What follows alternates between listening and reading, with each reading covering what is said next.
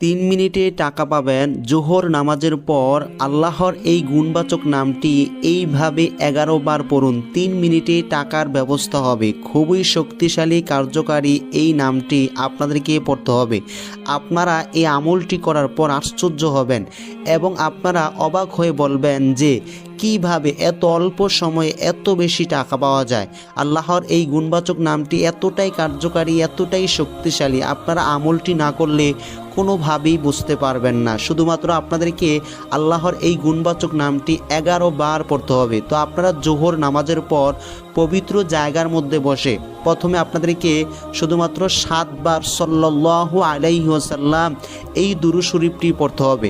তারপর আপনারা আল্লাহর এই গুণবাচক নামটি পড়বেন মাত্র 11 বার। আল্লাহর নামটি হচ্ছে আর রহমান।